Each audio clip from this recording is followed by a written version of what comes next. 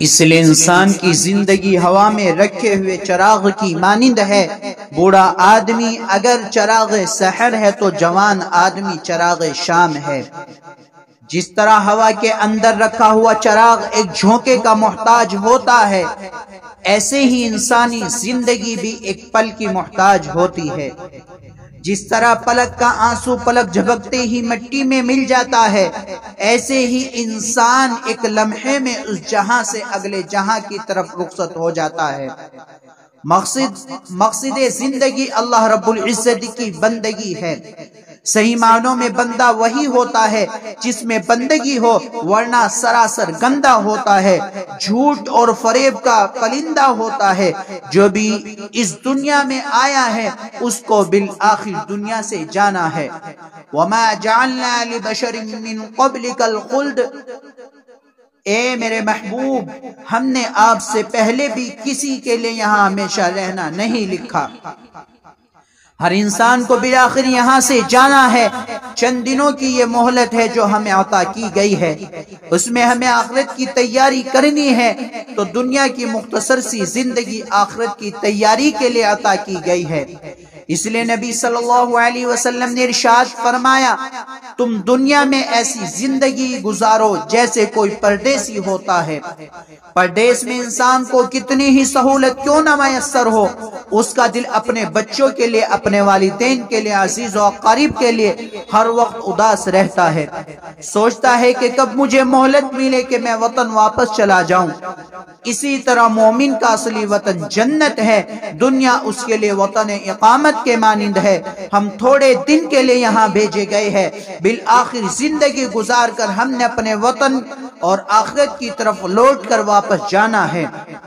دنیا میں رہتے ہوئے ہم آخرت کی تیاری میں لگے رہیں۔ جس طرح مسافر اپنے سفر کے دوران تھوڑی دیر اپنے آرام کے لیے ٹھہرتا ہے، اس کے پیش نظر یہ بات ہوتی ہے کہ مجھے منزل پر پہنچنا ہے، اسی طرح ہمارا سفر کن کے مقام سے شروع ہوا۔ عالم ارواح میں اللہ رب العزت نے ہم سے وعدہ لیا، الست بربکم، کیا میں تمہارا رب نہیں ہوں؟ سب نے جواب دیا، قالوا بلا، کیوں نہیں؟ اور اس کے بعد پروردگار نے آزمائش کے لیے وہ دنیا میں بھیجا ہے۔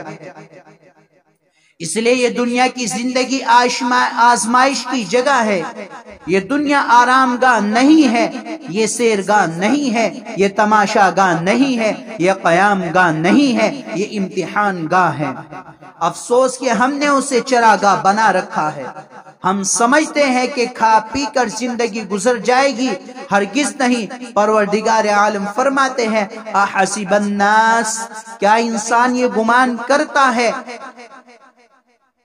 کہ اگر وہ کہہ دے کہ وہ ایمان لے آئے تو ہم انہیں چھوڑ دیں گے؟ ہم ان کو آزمائیں گے۔ ہم نے ان سے پہلے والوں کو بھی آزمایا ہے، اور تحقیق ہم سچے اور جھوٹے کے درمیان امتیاز کر کے رہیں گے، کھرے کھوٹے کی پہچان کر کے رہیں گے۔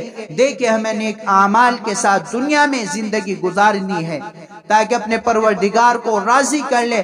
رب کریم ارشاد فرماتے ہیں، وہ ذات جس نے موت اور حیات کو پیدا کیا، یہ آزمانے کے لیے تم میں سے کون اچھے عمل کرتا ہے۔ لہٰذا ہمیں دنیا میں اپنی شخصیت کو سنوارنا ہے، اپنے کردار کو بہتر بنانا ہے، اپنے اندر اخلاق کو پیدا کرنا ہے، صحیح معنوں میں انسان بن کر زندگی گزارنی ہے۔ اور جب انسان بن کر اللہ رب العزت کے حضور پیش ہوں گے تو پھر پروردگار عالم اس کی قدردانی فرمائیں گے۔ یہ دنیا تو ہمارے لیے امتحان گاہ کی مانند ہے۔ اس لیے حدیث پاک میں فرمایا گیا، دنیا تو مومن کے لیے قید خانہ ہے اور کافر کے لیے جنت ہے۔ اس کا ایک ظاہری مطلب تو یہ ہے کہ دنیا میں مومن کے لیے کچھ شریعت و سنت کی پابندیاں ہے، حدود و قیود ہے، اور کافر کے لیے تو کوئی حد یا کوئی قید نہیں ہے، منمانی زندگی گزارتا ہے۔ مگر شارحین حدیث نے اس کے معنی کچھ اور لکھے ہیں۔ وہ فرماتے ہیں کہ مومن کو اس دنیا میں کتنے ہی لطف اور مزے کی زندگی کیوں نہ مل جائے، جنت کے مقابلے میں پھر بھی اس کو دنیا کی زندگی قید خانے کی طرح نظر آئے گی۔ اور ایک کافر پر دنیا میں کتنی ہی مشقتیں اور مصیبتیں کیوں نہ آئے، کتنی ہی تکالیف کیوں نہ آ جائے، لیکن جہنم کے مقابلے میں پھر بھی دنیا اس کے لیے جنت کے مانند ہے۔